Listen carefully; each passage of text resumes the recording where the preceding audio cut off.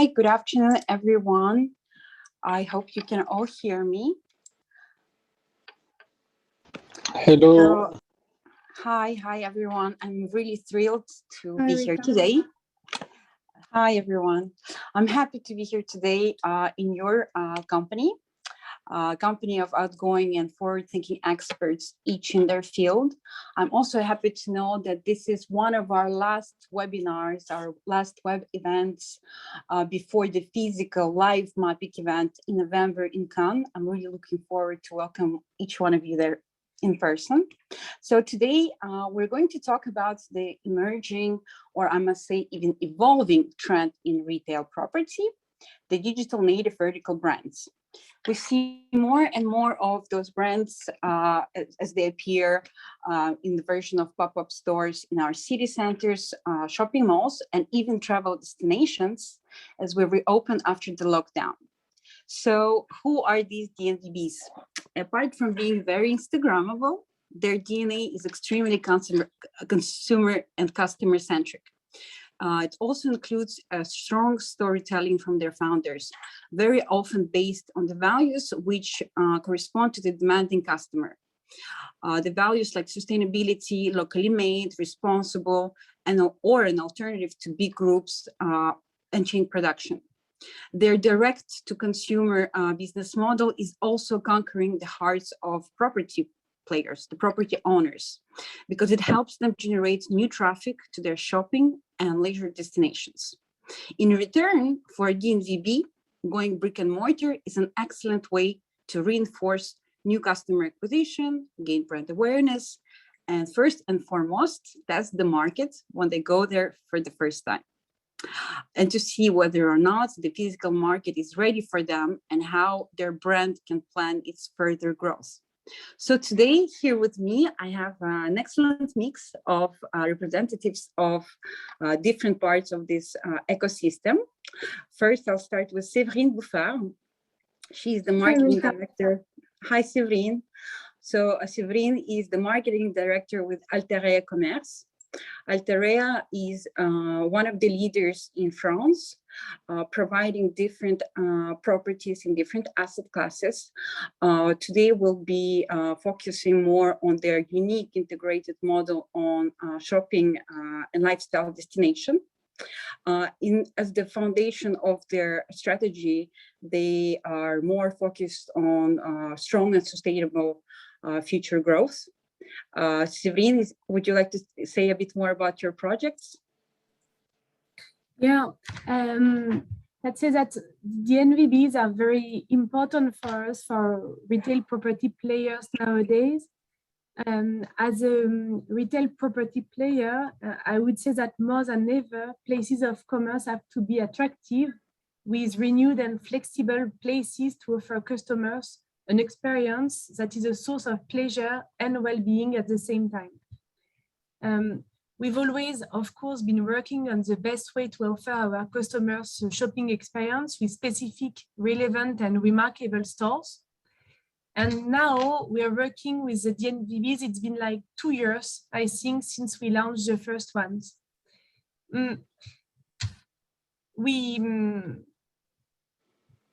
Why do we work with DNVBs? I think that there are 3 main topics that I'd like to share with you. The first one is that we always have to try to display new products and to enhance the offer for our customers.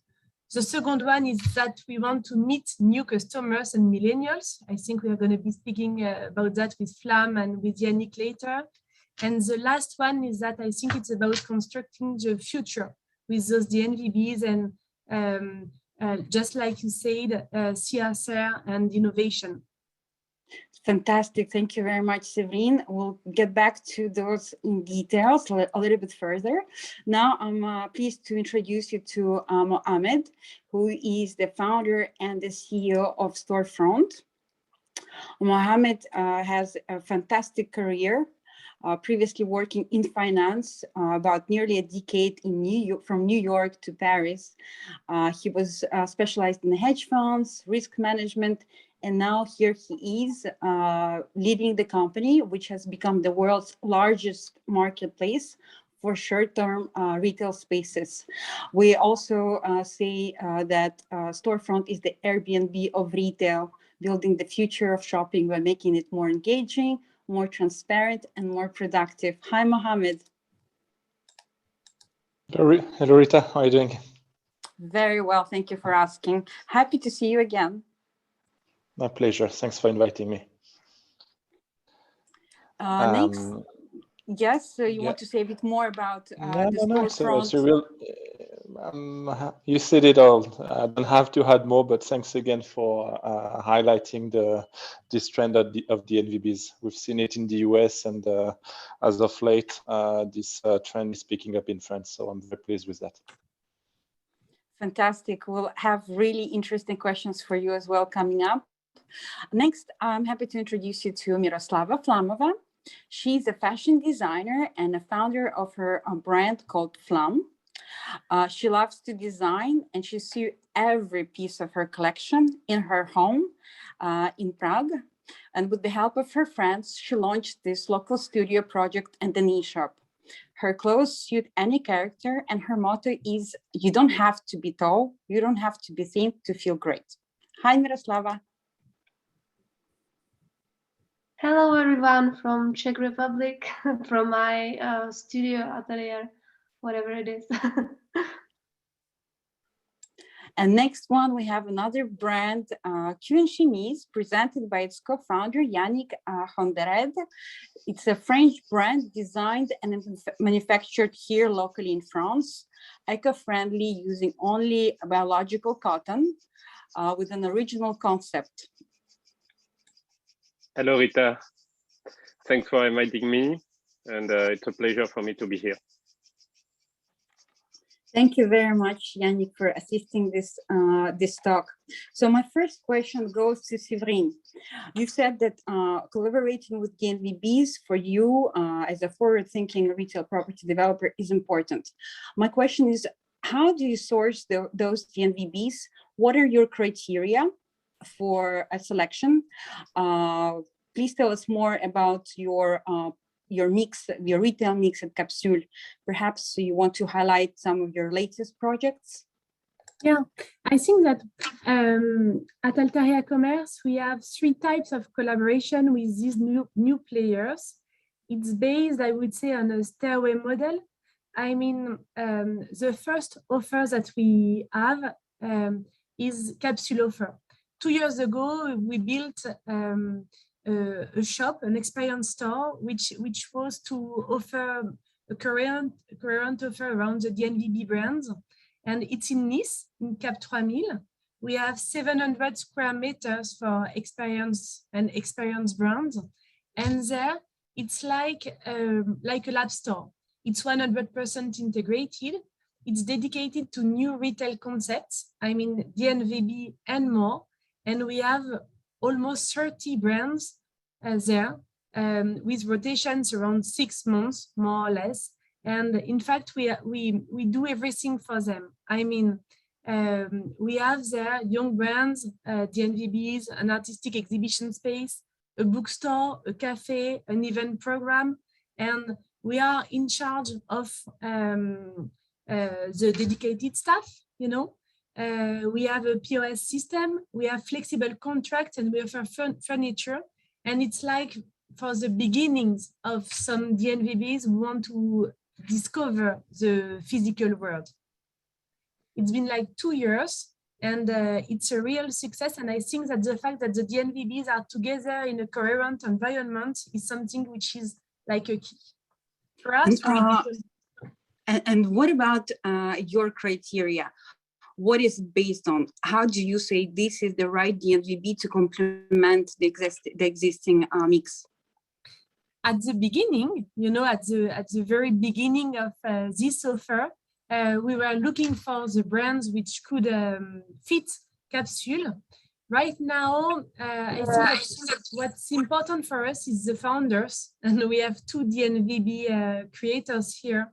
The founders are key because when you work with a DNVB, in fact, you construct the offer and the retail strategy for the first implementation with the DNVB, and it's very important to fit with the founders and to share how they see the future. There's something about the reflection, about the retail strategy, as I was saying, about the community, of course, reputation, visibility, how they are evolving in the world. For Capsule, there's something which is very important for us. It's the willingness to build a community with the brands at Capsule, to work together, to imagine things together. And for Capsule, we are working a lot with local DNVBs, which already have notoriety and have visibility in the south of France. And that's the way we try to push and to make the offer. Of course, Rita, the merchandising and the offer is so important. I mean, we try to find some products and some brands that offer new products and offer new experiences to our customers. Last thing might be involve teams. We really need teams to be present, to be sharing their storytelling, to be sharing their experience.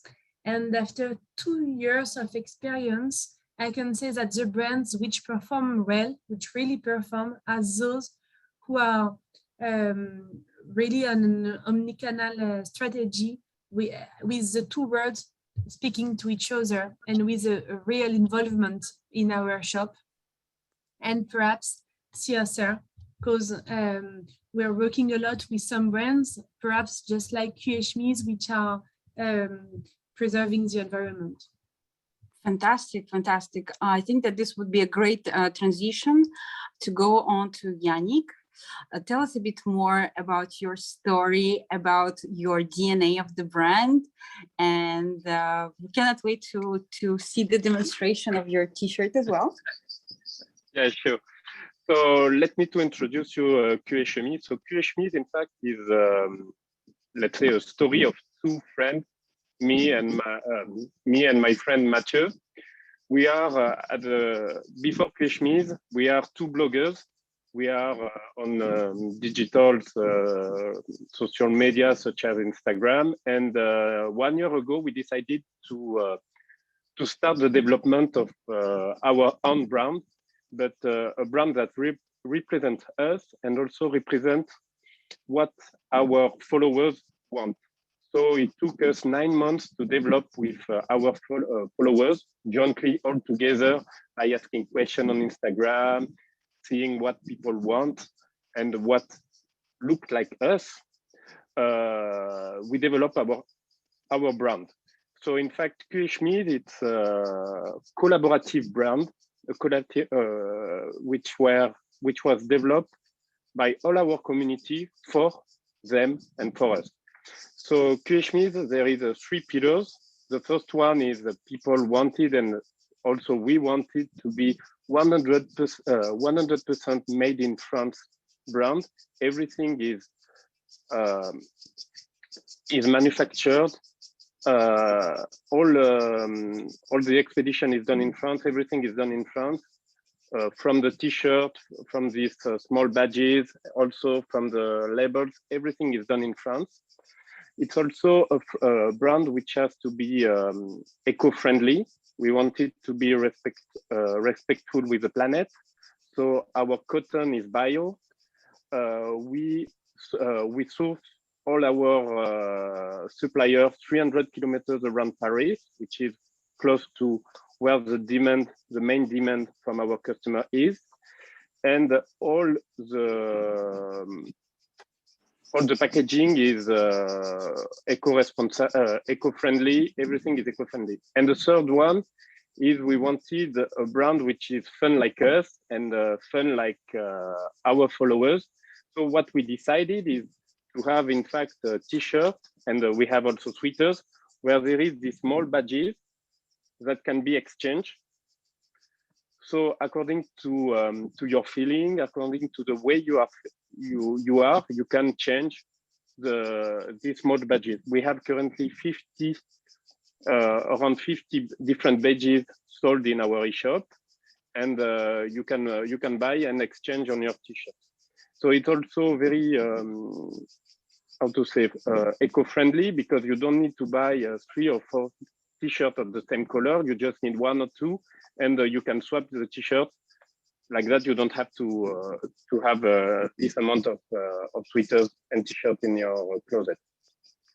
Wow, this is amazing. You have convinced me to buy one. So when you talk about social selling, when you talk about your brand identity, tell us more about how you raised the funds on the platform. So, yeah, sure. So we, as I told you, we are two bloggers. We didn't have the fund to launch our brand because we are not from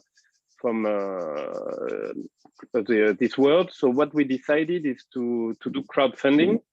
So we launched a campaign of crowdfunding and we overperformed. We sold more than 250% of what we were expecting at the very beginning. So with this fundraising, we were able to, first of all, to give the t-shirt and the sweaters to the people who bought on this crowdfunding platform. And also we made our stock that is today available in our e-shop, because from July we have our e-shop. And also you can also buy from Instagram or Facebook. We do everything digital, but as I told you, we are just new players.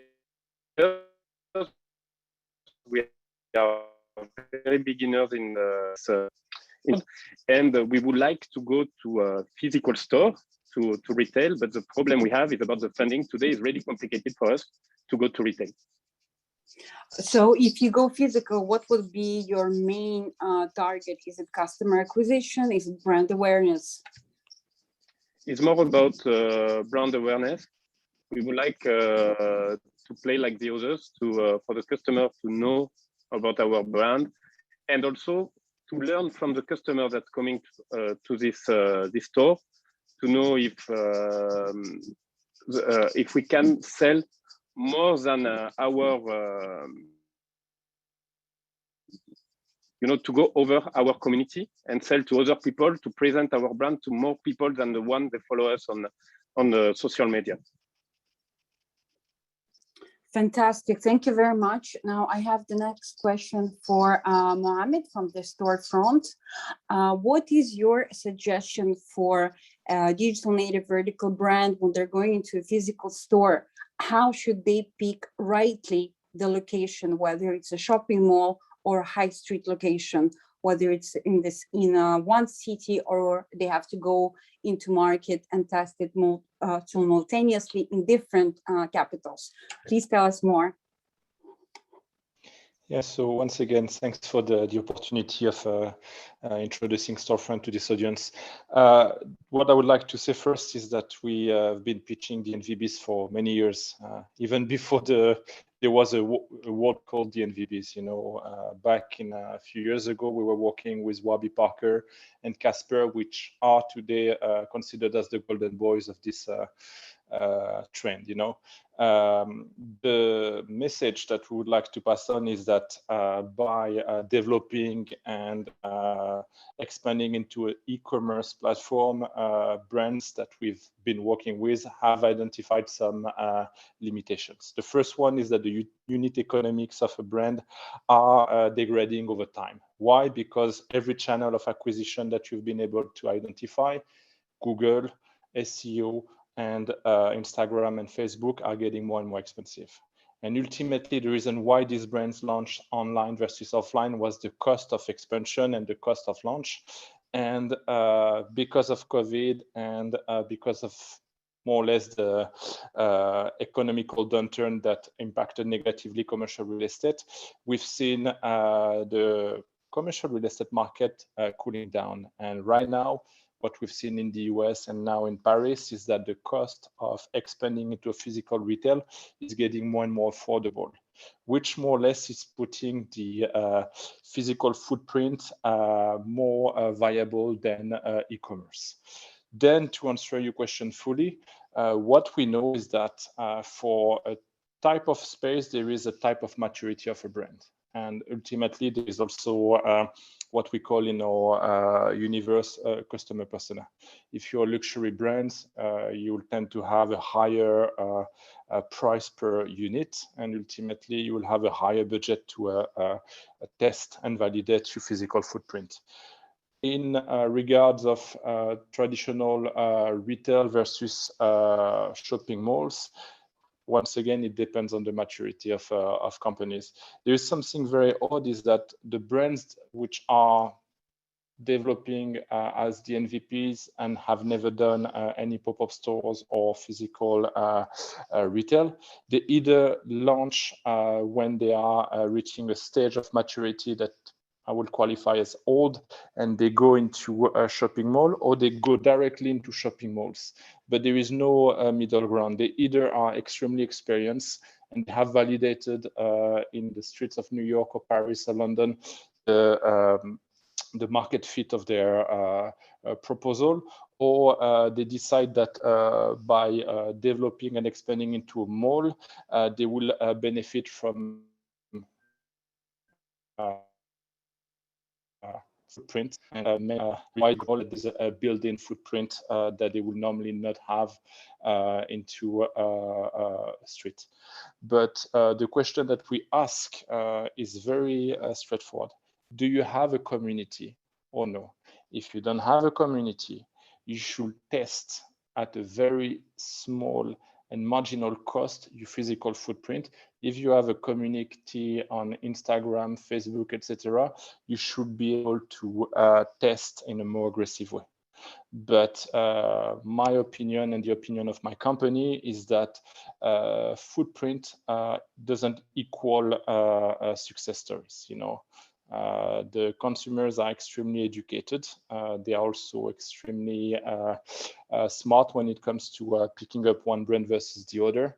So ultimately, if you have a strong message, a strong story, unique universe visually, you can succeed. But we never push any brands to invest and commit into a very expensive space if they don't have the market fit and market validation through this community angle. Thank you so much. This is very insightful and right on point. So as a storefront, do you just accompany in choosing the right location, or do you also consult and act as a mentor to some of those brands? Maybe you can share an example of one of your most favorite implementation of digital brands through your premises. I have so many, but let's come back with the model of storefront. Storefront is a B2B marketplace, and our DNA is to be a tech or software company. We took inspiration from Airbnb to create what the New York Times is calling today the Airbnb of retail. We have on one side of the marketplace empty vacant retail space available for short-term duration, and on the other side, thanks to a very sophisticated SEO and marketing strategy, we bring to this vacant space hundreds of brands from different universe. You know, the model is to be a scalable model instead of an agency model. Why? Because we are dealing with short-term duration deals, and ultimately short-term means low commission and low duration. So we have today over 85% of our business model that is processed in a fully automated way. That's the marketplace model. And we have an agency model that deals with very high-end, prestigious, and also celebrity pop-up stores.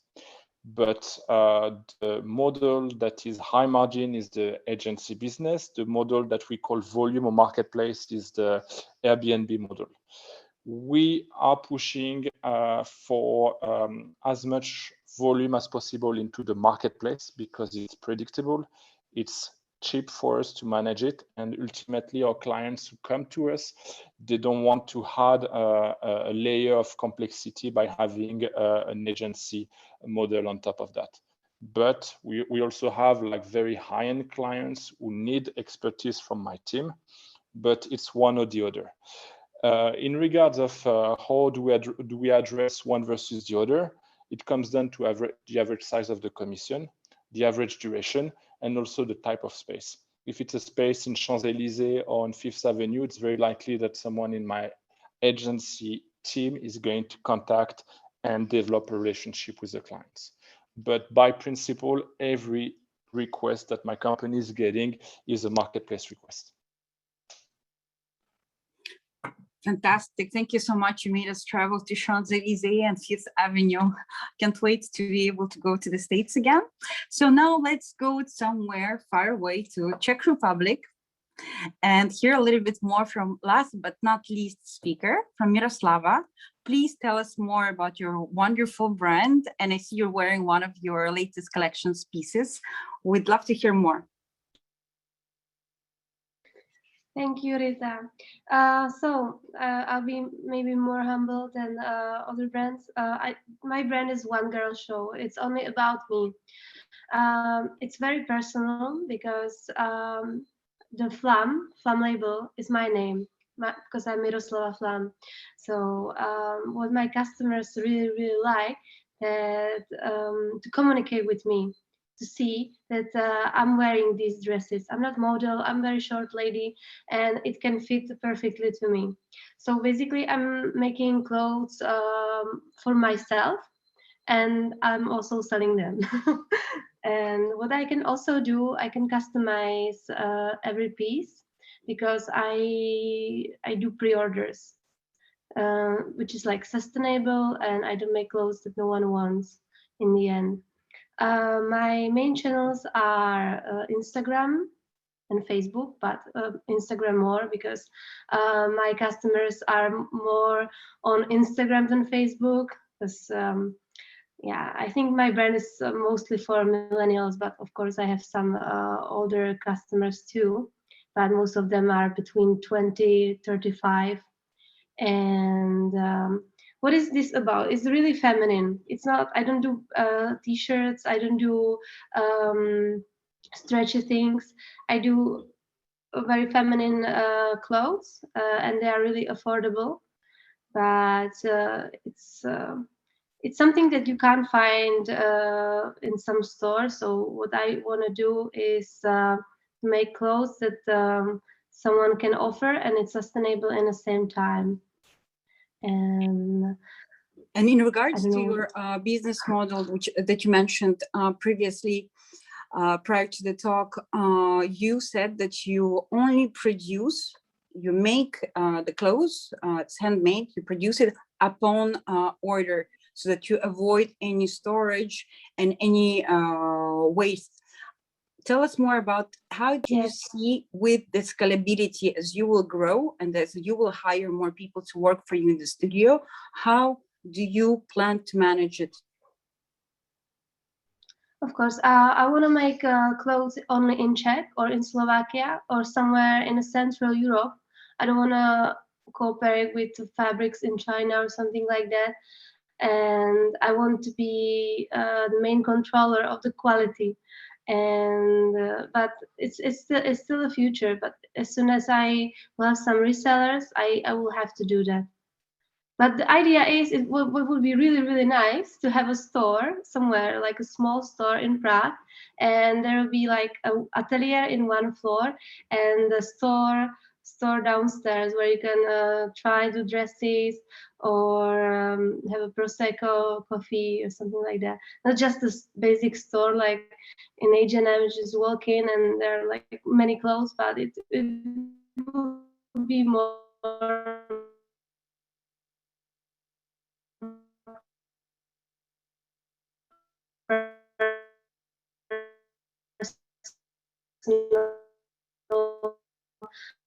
smaller and hello, fantastic.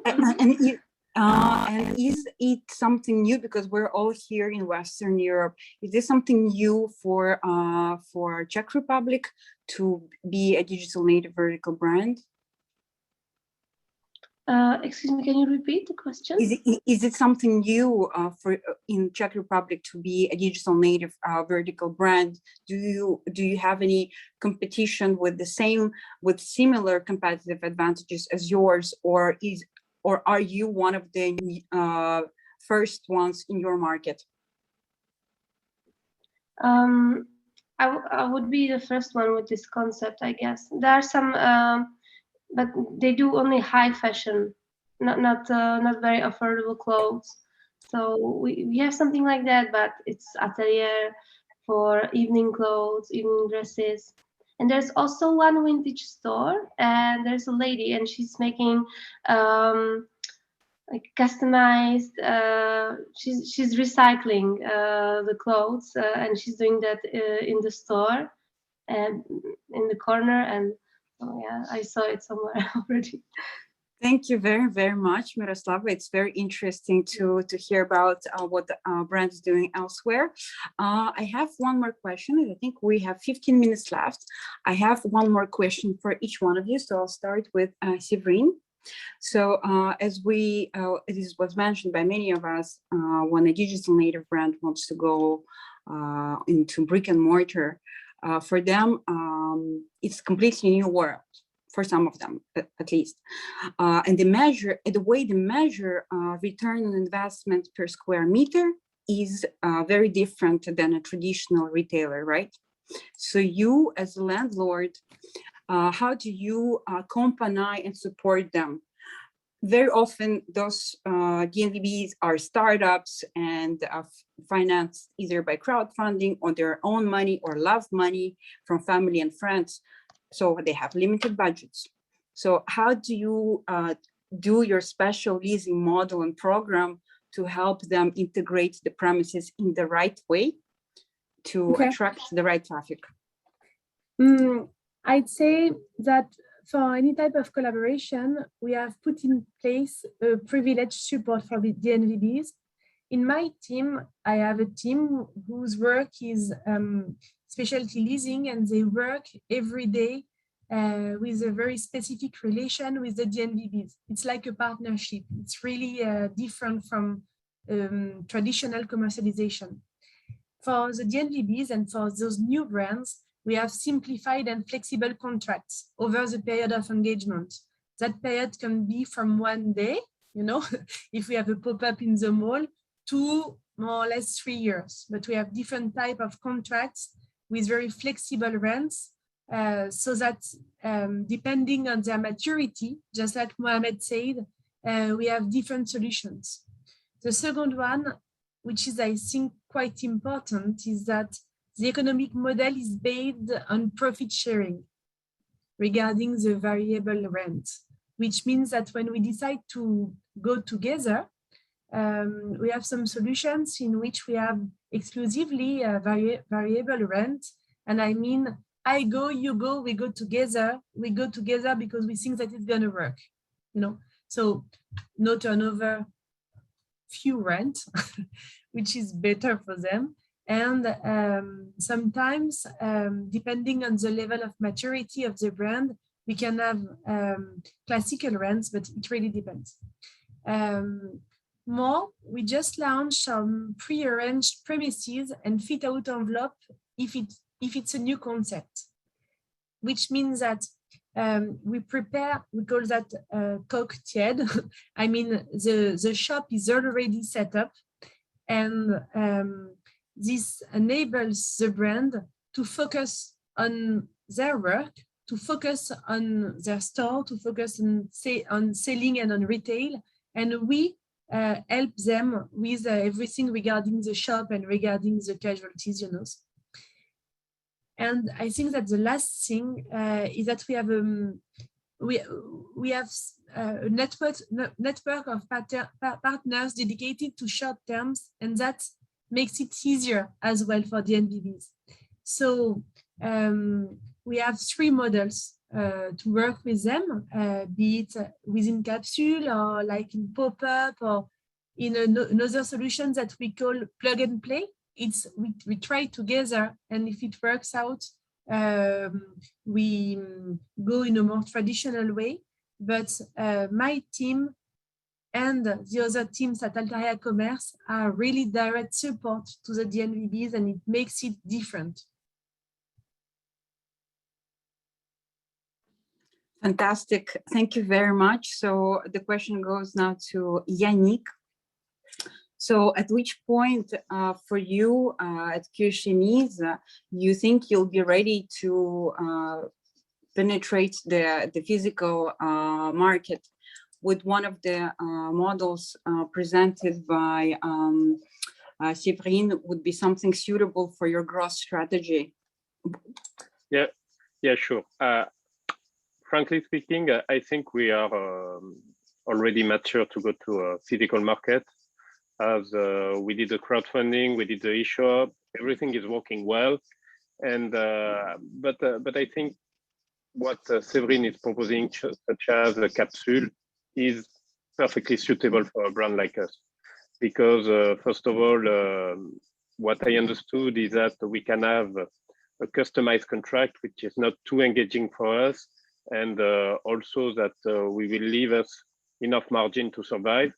And also the concept to be with other brands and be able to share the place with other brands is very important for us, because these other brands could bring external customers to our community to look at what is our product. And I frankly speaking, I'm really seduced by the concept of capsule, and if it's possible, I would be pleased to have QHMEs sold in this shop.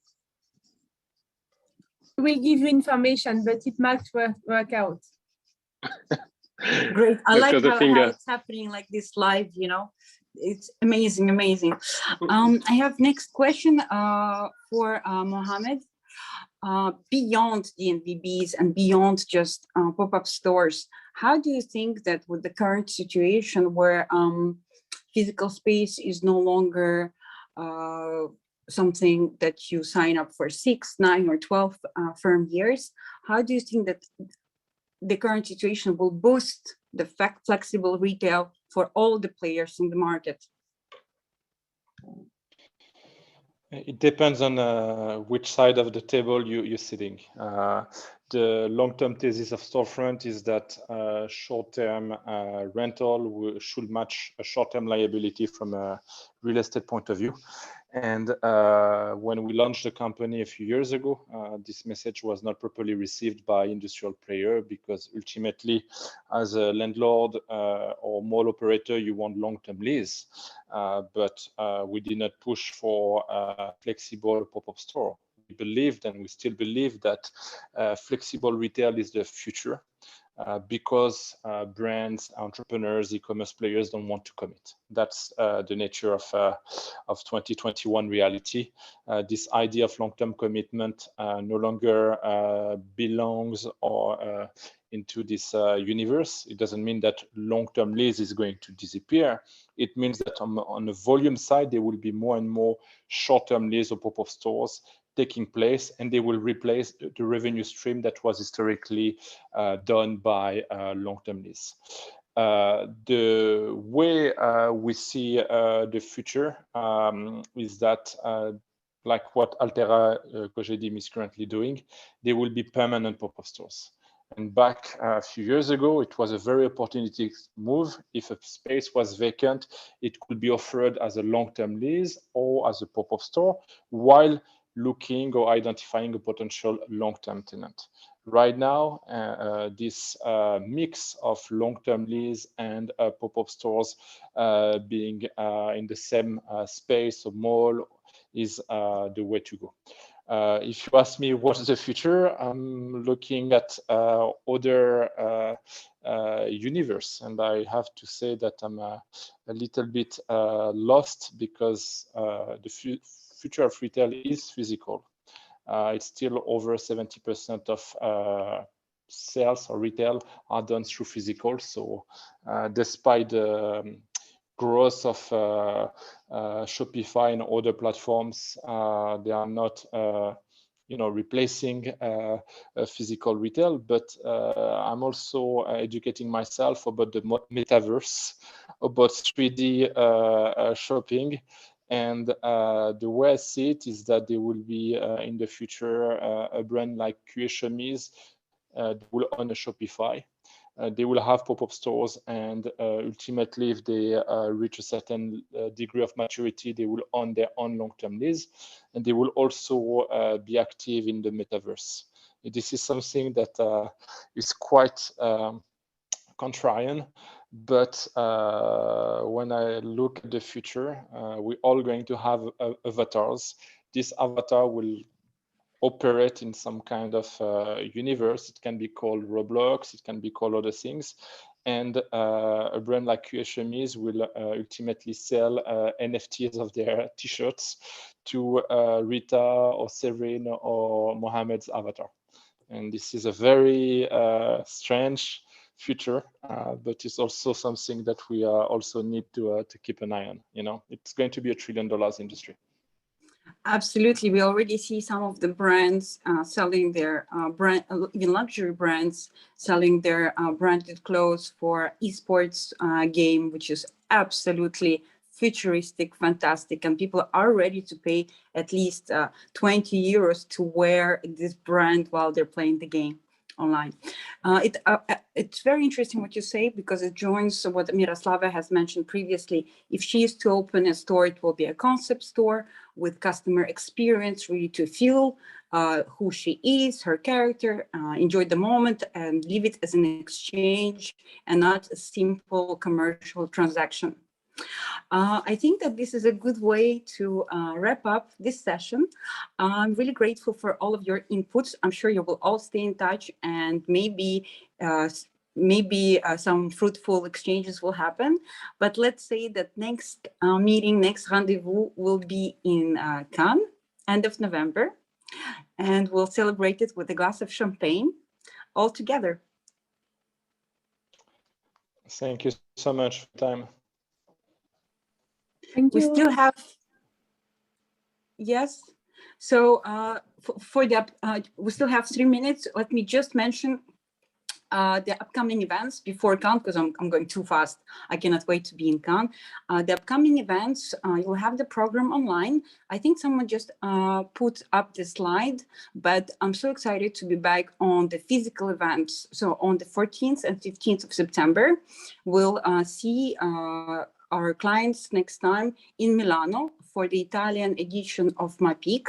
And prior to that, we'll also have some other events which will be online. So September 2nd, we'll be talking about the new role of logistics in retail. Then we'll have a focus on France on the 29th of November. Then we'll also have a really good focus on F&B, our biggest trend at MyPeak this year, in addition to the leisure, and eventually the physical event in Cannes.